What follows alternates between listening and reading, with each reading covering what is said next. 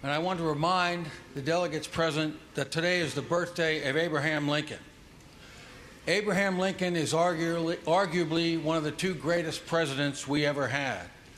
And it often gets lost in celebrations of President's Day and other things, the significance of his commitment to this country. He was committed his life to the idea that all men are created equal. And he ultimately gave his life in that pursuit. His efforts dramatically changed this country, and frankly, it has also changed the world. And he became known as the great emancipator.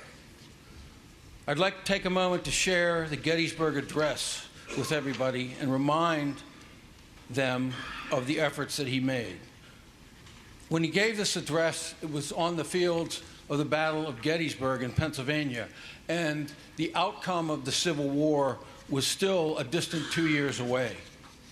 He said, 77 years ago, our fathers brought forth on this continent a new nation, conceived in liberty and dedicated to the proposition that all men are created equal. Now we are engaged in a great civil war, testing whether that nation or any nation so conceived and so dedicated can long endure. We are met on a great battlefield of that war.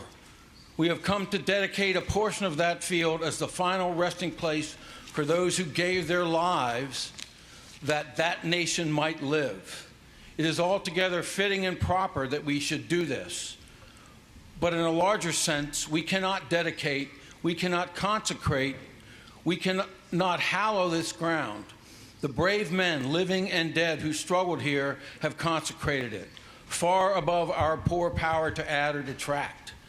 The world will little note nor long remember what we say here, but it can never forget what they did here.